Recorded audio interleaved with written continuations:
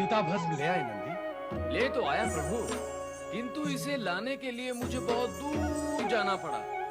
अच्छा, अब तुम देवी पार्वती की सेवा में जाओ। इस समय उन्हें तुम्हारी सेवा की विशेष आवश्यकता है। जैसी आपकी आज्ञा भोलेनाथ।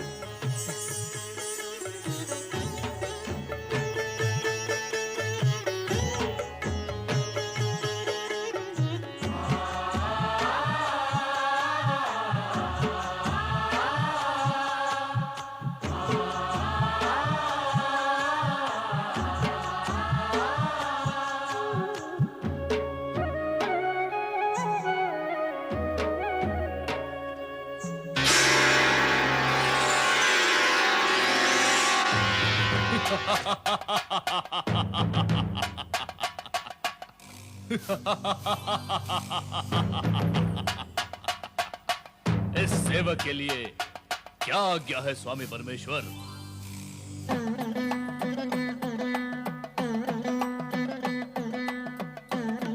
हे असुर, तुम भस्म से उत्पन्न हुए हो, इसलिए तुम्हारा नाम भस्मासुर हुआ। तुम हमारे लिए नित्य नवीन भस्म लाने के लिए उत्पन्न हुए। अवश्य स्वामी परमेश्वर, अवश्य, परंतु ये कार्य बहुत तुच्छ है। मुझे कोई बड़ा कार्य बताएं। पहले तुम ये तुच्छ कार्य सफलतापूर्वक करो, फिर हम तुम्हें उच्च और बड़ा कार्य भी बताएंगे। जैसी आपकी आज्ञा होगी मैं वैसा ही करूंगा। हे परमेश्वर, आपने मेरा नाम भस्मासुर रखा है, मुझे असुर कहकर भी पुकारा है, तो क्या मैं असुर हूं? जब हमारे मुख से तुम्हारे लिए असुर शब्द निकला है, तो यह निश्चित है कि तुम असुर ही हो। यदि तुम देव, दानव, मानव अथवा शिवगण होते तो हम तुम्हें उसी नाम से पुकारते। अतः तुम स्वयं को असुर ही समझो। अब जाओ, हमारे लिए भस्म लेकर आओ। जो आज्ञा महादेव।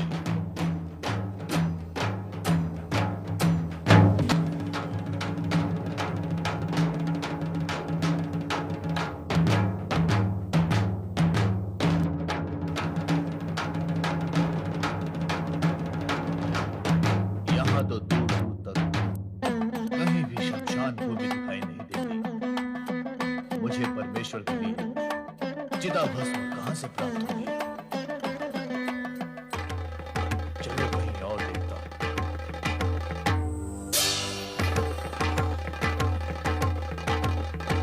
यहां भी कोई शमशान दिखाई नहीं देता। क्या करूं?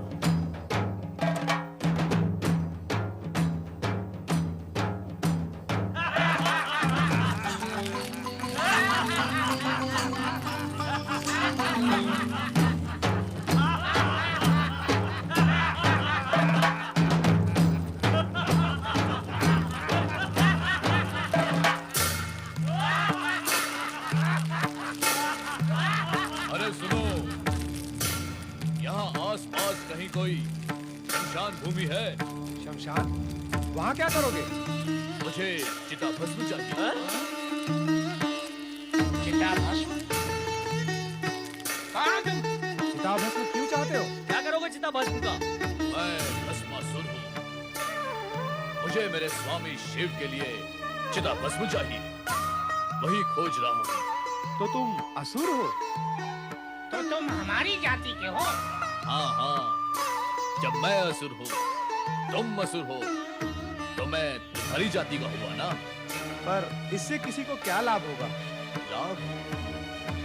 कैसा लाभ? भैया भस्मासुर, हम हैं तो एक ही जाति के, किंतु इस समय हम घोर संकट में हैं। हमारी दशा अत्यंत शोचनीय है। कष्ट में जीवन बीत रहा है। कष्ट? क्यों है कष्ट? यज्ञ और हवन करने वालों की शक्तियाँ बढ़ रही है ना, तो धर्म की दिव्य शक्ति बढ़ने से हम उनके पास नहीं जा सकते, इसलिए हमारी असुर शक्ति घट रही है। देवताओं, ऋषि मुनियों और मानवों का धर्म और नीति के प्रति इतना अधिक लगाव हो गया है कि उनकी शक्ति के सामने हमारा छल, कपट, हिंसा, क्रोध सभी कुछ व्यर्थ हो गया है। इसीलिए हमें वनों में, गुफाओं में मुंह छिपा के रहना पड़ रहा है। हमें हमारा आहार भी प्राप्त नहीं हो रहा है। केवल वनस्पतियाँ खाकर समय पूरा कर रहे हैं। केवल वनस्पतियाँ खाकर हम कितने दिन जीवित रह सकते हैं? हम पशु तो है नहीं कि उसी पर आश्रित रहकर सारा जीवन व्यतीत कर ले। बस बस मेरे जाति बंधुओं, बस। इससे अधिक और दुख अब मैं नहीं सुन सकता। तो कोई उपाय करो हमें इस दुख से उबारने के लिए। कहो भाइयों, ये भस्मासुर तुम्हारे लिए क्या कर सकता है? शिव तो तुम्हारे स्वामी हैं। हाँ है। वे बड़े चमत्कारी देवता हैं। उनसे बड़ा चमत्कारी देवता अन्य कोई है ही नहीं। सारा जगत यही कहता है। देव, दानव, मानव सभी सत्य को मानते हैं। तो फिर मुझे क्या करना होगा? तुम उनसे ऐसा कुछ वरदान मांग लो जिससे मानव जाति और देवघर में भय फैल जाए। उससे क्या होगा? उससे तुम अजय हो जाओगे और हम निर्भय हो जाएंगे। मैं अजय हो जाऊंगा और तुम निर्भय हो जाओगे। पर कैसे? अपने स्वामी शिव का वरदान पाकर। और कैसे? वरदान पाते ही तुम अजय और शक्तिशाली हो जाओगे। फिर हम सब मिलकर तुम्हें अपना असुर सम्राट बना लेंगे और हम तुम्हारे सैनिक बन जाएंगे। तुम मेरे सैनिक और मैं तुम्हारा सम्राट, अजय सम्राट। बनूंगा, अवश्य बनूंगा। मैं असुरों का सम्राट अवश्य बनूंगा। किंतु तब बन सकोगे जब अपने चमत्कारी देव स्वामी शिव से वरदान प्राप्त कर लोगे। हाँ, तभी बन सकोगे सम्राट। वो भी प्राप्त कर लूंगा। मैं अपने परमेश्वर शिव से वरदान अवश्य प्राप्त करूंगा।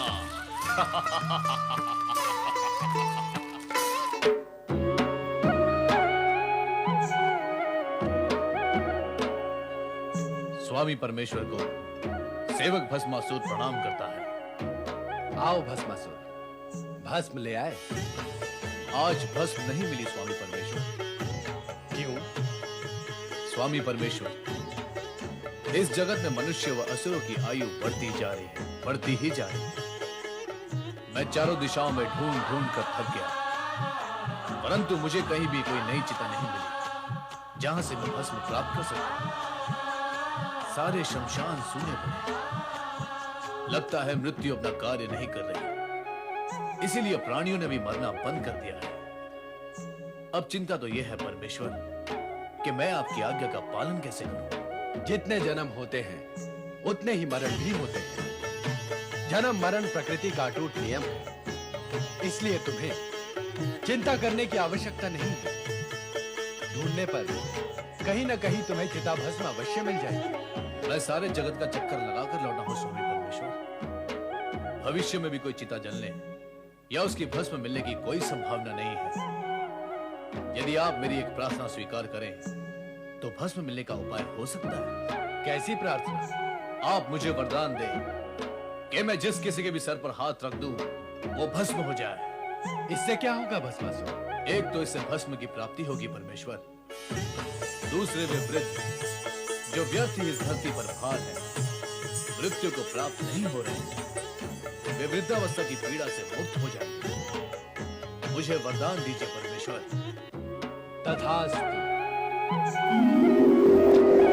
अब तुम जिस प्राणी के सर पर हाथ रख दोगे वो भस्म का ढेर हो जाएगा, परंतु ध्यान रहे मृत्यु के समीप पहुंचे और वृद्धावस्था के कष्टों से मुक्त करने के लिए ही तुम प्राणियों पर इसका उपयोग करोगे। निर्दोष प्राणियों पर इसका उपयोग नहीं करना।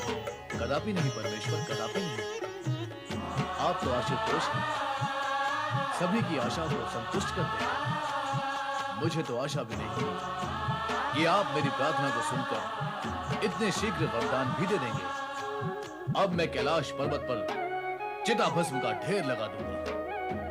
आपकी जय हो परमेश्वर, आपकी जय हो।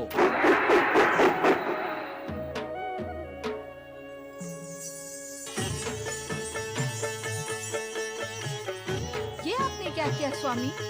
आप सदा ऐसा ही करते हैं। असुरों को वरदान देकर उन्हें अहंकारी बना देते हैं, फिर वे निर्दोष प्राणियों पर अत्याचार करते वरदान पाकर वैसा ही करेगा। चिंता न करो देवी, भस्मासुर हमारा सेवक है, वो हमारे आज्ञा का उल्लंघन नहीं करेगा। सेवक होने के साथ साथ वो असुर भी तो है स्वामी।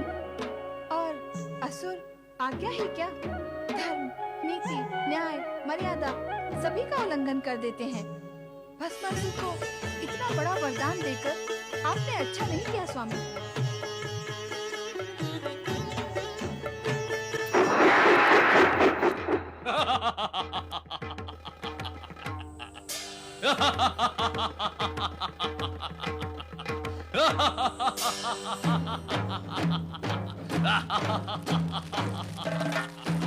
ले आए चमत्कारी देवता शिव से वरदान। लेने गया था तो खाली हाथ क्यों लौटता? हमें विश्वास था कि तुम वरदान लेकर ही लौटोगे। और अब मुझे विश्वास करना है। कैसा विश्वास? स्वामी परमेश्वर ने मुझे वरदान दिया है कि मैं जिस किसी के भी सर पर हाथ रख दूंगा वो भस्म हो जाएगा। असुर सम्राट भस्मासुर की जय! असुर सम्राट भस्मासुर की जय! पर असुर सम्राट, आप विश्वास की बात कर रहे थे। जो अभी आपको करना है वो क्या है? हाँ, मुझे वरदान का प्रयोग करना है ताकि मुझे ये विश्वास हो सके कि स्वामी परमेश्वर ने जो वरदान मुझे दिया है उसमें शक्ति है। मैं जिस किसी के भी सर पर हाथ रखूंगा वो भस्म हो जाएगा।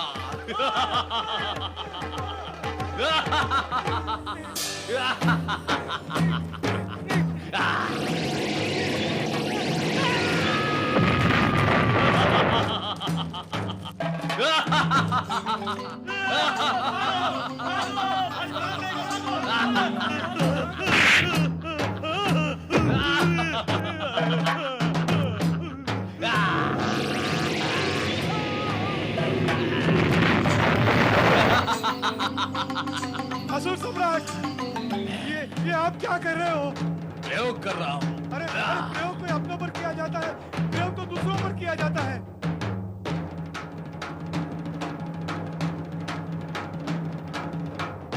प्रयोग दूसरों पर किए जाते हैं।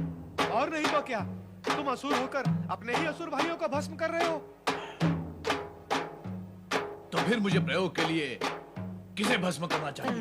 अपने शत्रुओं को, अपने असुर भाई और असुर जाति के शत्रुओं को, उनको जो असुर जाति को समाप्त कर देना चाहते हैं। तुम उन्हें भस्म क्यों नहीं करते? कौन है वो लोग? वे ही जो यज्ञ और हवन करके धर्म शक्ति एकत्र कर हमें नष्ट कर देना चाहते हैं। वे ही ऋषि मुनि जो सदा प्रेम, सत्य और अहिंसा की बातें और काम करके हमें दुर्बल बना देना चाहते हैं। यही हमारे विनाश का कारण है। ऐसा है क्या? ऐसा ही है। वैसा होता तो हम ऐसी बात ही क्यों करते? तुम्हें अपने वरदान का सही उपयोग करके अपने असुर भाइयों को शक्तिशाली बनाकर असुर साम्राज्य की स्थापना करनी चाहिए। ऐसा ही होगा।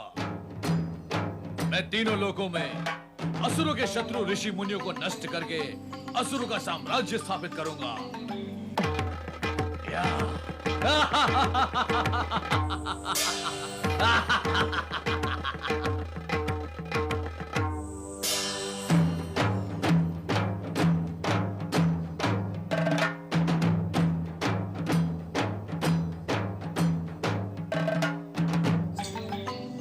ओम इंद्राय स्वाहा, ओम इंद्राय स्वाहा, ओम इंद्राय स्वाहा, ओम अग्नये स्वाहा।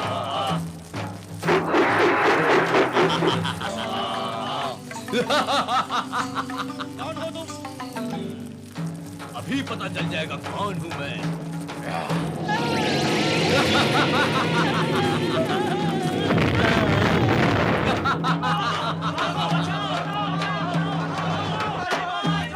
सर्वाभरण भूषितायै स्वाहा, सर्वाभरण भूषितायै स्वाहा, सर्वाभरण भूषितायै स्वाहा, सर्वाभरण भूषितायै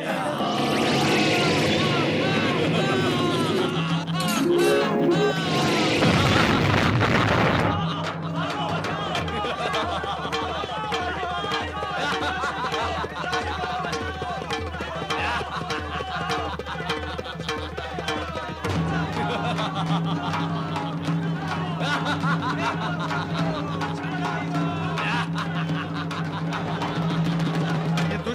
असुर निर्दोष प्राणियों को ही समाप्त करता जा रहा है। ये भी तो मुनि है, इसे भी भस्म करता हूँ। अरे ये क्या कर रहे हो भस्मासुर? मुझे भस्म करके तुम्हें क्या मिलेगा? मिलेगा नहीं, मिलेगी तुम्हारी भस्म। मेरी भस्म का तुम्हें क्या उपयोग भस्मासुर? मैं जीर्ण क्षीर्ण दुर्बल काया का दुर्बल प्राणी, मुझे भस्म करके कितनी भस्म प्राप्त होगी तुम्हें? इतनी। सुनो, वही करते रहो जो कर रहे थे। क्या क्या करता रहूं? वही राक्षसों को भस्म करने का कार्य।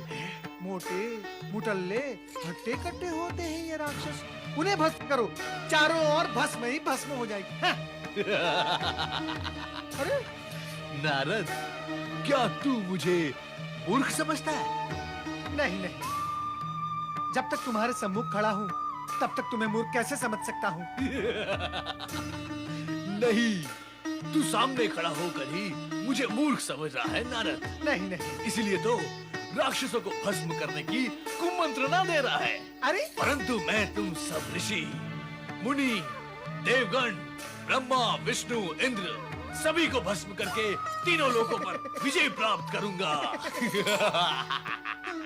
परंतु उससे पूर्व मैं सर्वप्रथम तुझे ही भस्म कर दूंगा। अरे भस्मासुर, सर्वप्रथम त्रिलोक पर तो विजय प्राप्त कर लो, फिर नारायण नारायण।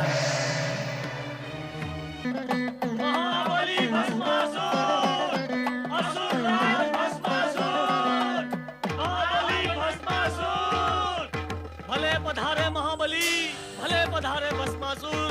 हमारी व्यथा सुनो असुरराज, हमारी व्यथा सुनो।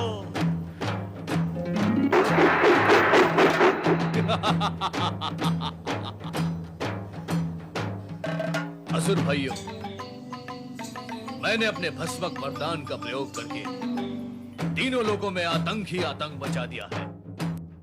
अब कहो, तुम मुझसे क्या चाहते हो? महाबली भस्मासुर, आपके आतंकवाद से हमारा क्या हित होगा? तो फिर कैसा हित चाहते हो तुम? सारी असुर जाति का हित चाहते हैं हम। देखते नहीं, देवताओं के भय से हम वन में किस प्रकार छुपे हुए हैं। असुर सम्राट भस्मासुर की जय! असुर सम्राट भस्मासुर की जय! असुर सम्राट, ये वस्त्र उपहार के रूप में है। और ये है असुर सम्राट की तलवार।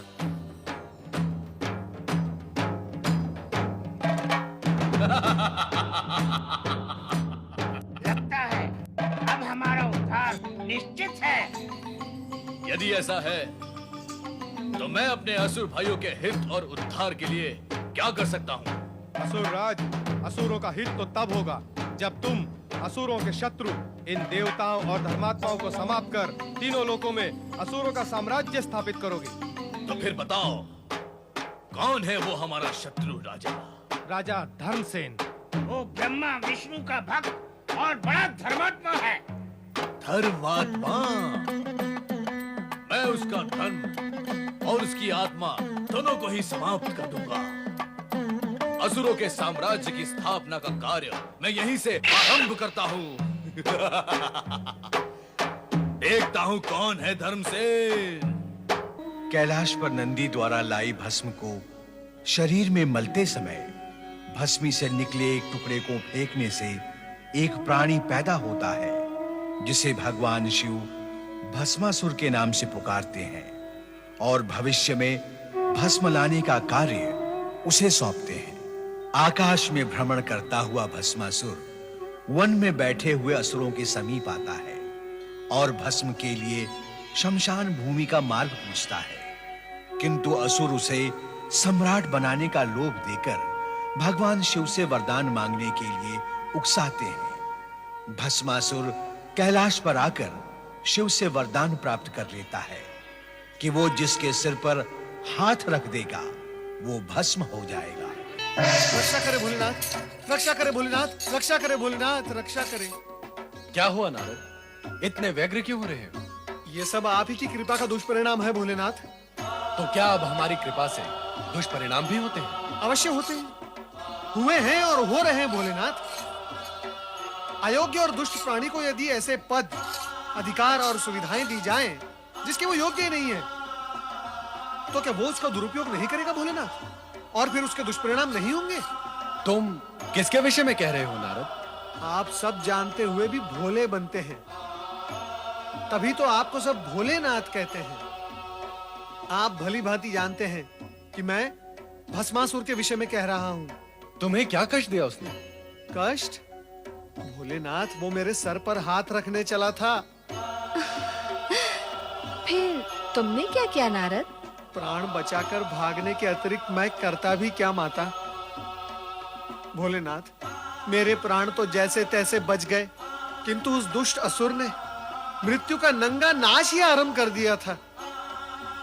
भोलेनाथ, वो दुष्ट असुर निर्दोष प्राणियों को भस्म की ढेरी बनाता जा रहा है। भोलेनाथ, मेरी समझ में नहीं आता भोलेनाथ, आप क्यों दे देते हैं वरदान ऐसे दुष्ट प्राणियों को जिसके वो योग्य ही नहीं होते? आपकी कृपा और वरदान का कितना अनुचित लाभ उठा लेते हैं ये दुष्ट असुर। माता, भोलेनाथ, मुझे तो लगता है वो संपूर्ण सृष्टि में प्रलय ही मचा देगा। मैंने तो पहले ही कहा था कि ऐसा वरदान पाकर यह असुर उत्पात अवश्य करेगा। इस जगत में ऐसा कौन है जिसने वरदान, अधिकार, पद और सुविधाएं पाकर उत्पात न किया हो? सबके सब आप जैसे कल्याणकारी और भोले भंडारी तो है नहीं भोलेनाथ। पता नहीं क्या स्थिति होगी निर्दोष जन की। चिंता न करो नारद, हम शीघ्र ही इस अनर्थ को रोक देंगे। भस्मासुर, तुरंत उपस्थित हो जाओ।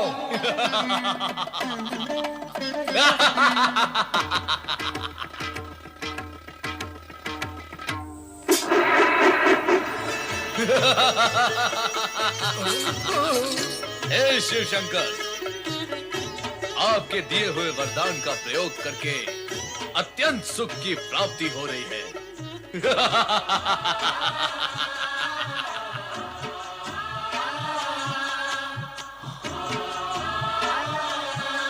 ये सुंदरी कौन है? मुझे इस प्रकार क्रोध से न देखो सुंदरी। क्रोध में तो तुम और भी अधिक सुंदर दिखाई देती हो। मैं ये सोचता था कि मैं अपने शत्रुओं को समाप्त करने के पश्चात जब इस त्रिलोक का सम्राट बन जाऊंगा तो मेरी साम्राज्ञी कौन होगी? परंतु तुम्हें देखने के पश्चात प्रश्न और सोच दोनों ही समाप्त हो गए। आओ, मेरे पास आओ।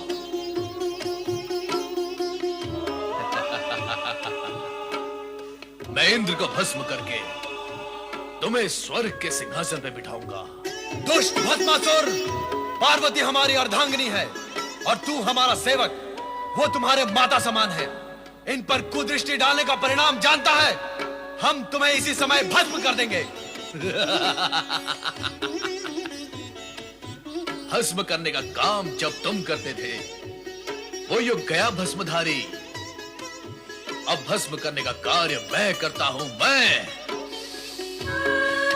इससे पहले कि तुम मुझे भस्म करो, मैं ही तुम्हें भस्म करके इस सुंदरी को अपना बना लेता हूं। वही रुक जा दुष्ट।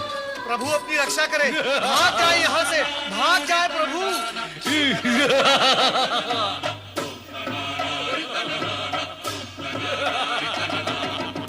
भस्मासुर,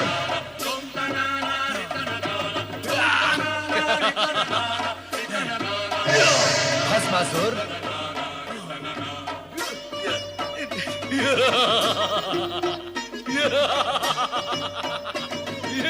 भस्मासुर,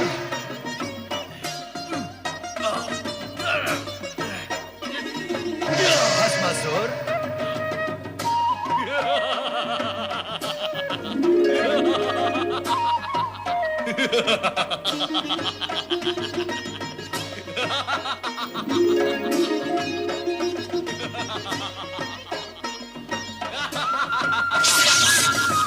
नारायण नारायण। अयोग्य प्राणी को अधिक अधिकार देने का परिणाम सदा दुखदाई होता है। देवेश्वर, आप ही से वरदान पाया है और अब आप ही को भस्म करने पर तुला हुआ है ये दुष्ट प्राणी। नारायण नारायण, अब तो मुझे ही कुछ उपाय करना होगा।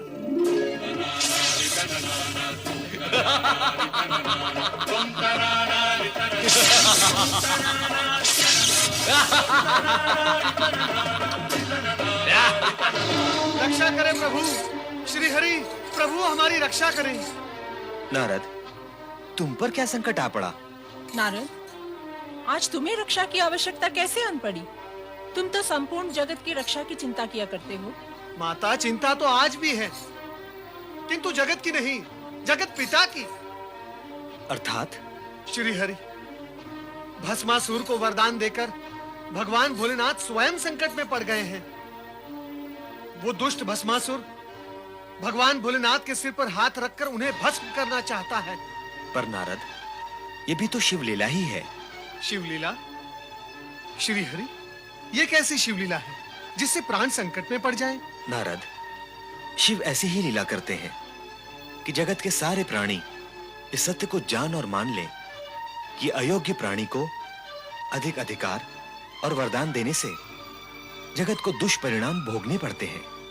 किंतु इस समय तो आप उन्हें दुष्परिणाम भोगने से बचाएं। स्वामी, आपने सदा ही शिव पार्वती को संकटों और बाधाओं से उबारा है। आप शीघ्र ही उनकी सहायता करें। वो तो करनी ही होगी।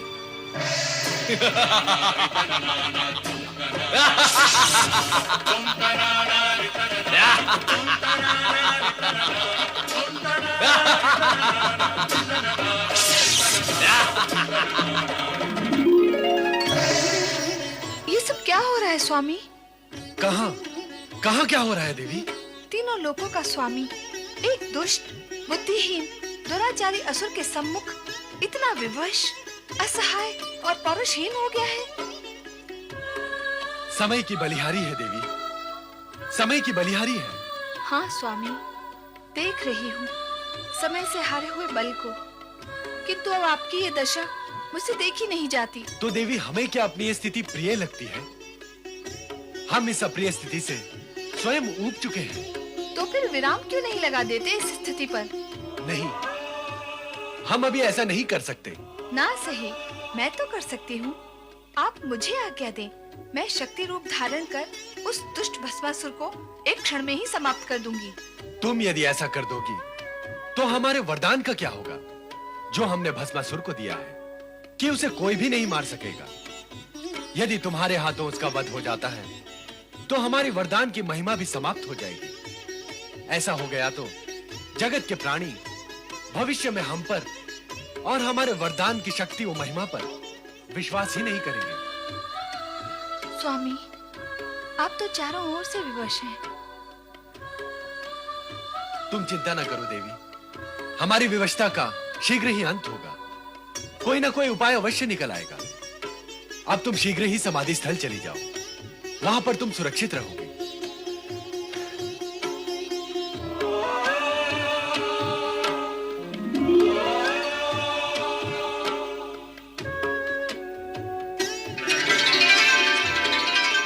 कहाँ है शिव शंकर? कहाँ है महादेव?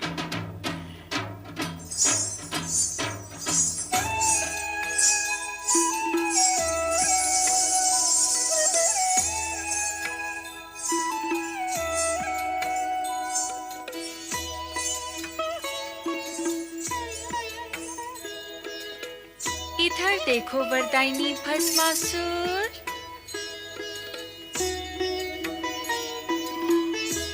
ध्यान से देखो।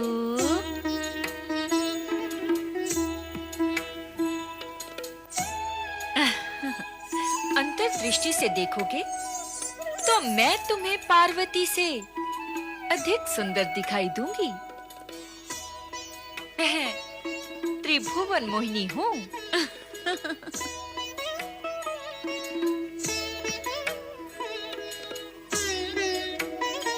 रूप और सुंदरता में मेरी बराबरी करने वाली अन्य कोई सुंदरी इस जगत में नहीं है। मुझे अपनी महारानी बनाकर जगत का सर्वोत्तम सुख भोगो भस्मासुर। मुझसे विवाह करके भस्म करने के इस झंझट से सदा के लिए मुक्त हो जाओ। तुम तो अनुपम सुंदरी हो। मैं तुमसे अवश्य विवाह करूंगा, इसी समय विवाह करूंगा। मैं भी यही चाहती हूँ और तुम भी यही चाहते हो, फिर विवाह में विलंब क्यों? विलंब तो तुम कर रही हो सुंदरी, मैं तो तुम्हें पाने के लिए आतुर हूँ। चलो विवाह करें। तनिक रुको भस्मासुर। हमारी कुलरीति ये है कि विवाह से पूर्व अपने कुल देवता के सम्मुख नृत्य गान करके उन्हें प्रसन्न करना पड़ता है, नहीं तो कुल देवता रुष्ट हो जाते हैं और विवाहित जीवन संकट में पड़ जाता है। नहीं नहीं, हमें संकट में नहीं पड़ना है। हम असुर तो दूसरों को संकट में डालते हैं। बताओ कौन है तुम्हारे कुल देवता और नृत्य कहाँ करना है सुंदरी? आओ।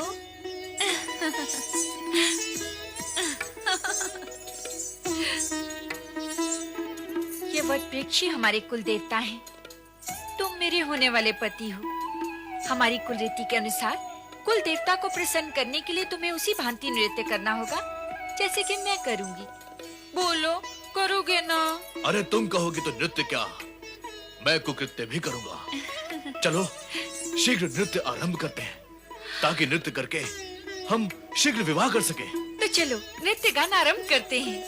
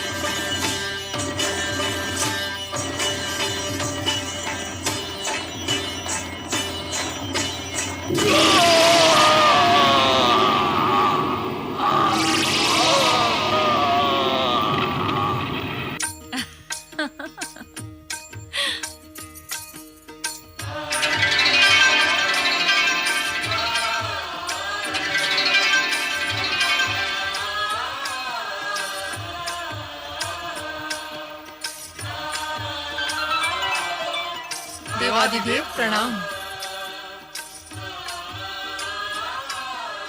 श्री हरि विष्णु, आपने हमारी भूल का परिमार्जन कर दिया। भूल? कैसी भूल महेश्वर? यदि आप भूल करने लगेंगे तो साधारण प्राणी की क्या गति होगी? और वैसे भी मैंने तो आप ही की इच्छा अनुसार अपने कर्तव्य का पालन ही किया है। श्री हरि, आपने तो अपने कर्तव्य का पालन किया है, पर अब तो भोलेनाथ को भी अपना कर्तव्य करना चाहिए। मेरा कर्तव्य क्या है देवी पार्वती? भविष्य में किसी को भी वरदान देने पर प्रतिबंध लगाना समाप्त कर दें। अब वरदान देने की परंपरा, यह कार्य अब ब्रह्मदेव व श्रीहरि विष्णु को सौंप दें। नारायण नारायण। माता जो दे वो देवता, और देवता देने का कार्य कैसे समाप्त कर सकते हैं?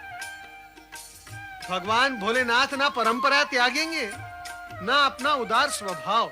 वो तो भोले भंडारी हैं। अर्थात फिर से कोई को पात्र निर्दोष जन पर अत्याचार करने आएगा? नहीं नहीं माता, अब भगवान भोलेनाथ केवल सुपात्र को ही वरदान देंगे। सच्चे भक्तों को हानि भी तो नहीं होनी चाहिए। निश्चिंत रहो देवी पार्वती, अब तुम्हें कुछ कहने का अवसर नहीं मिलेगा। अब हम वरदान देने से पूर्व पात्र की परीक्षा लिया करेंगे। देवादिदेव महादेव की जय। पालन करता श्री हरि विष्णु की जय। भगवान भोले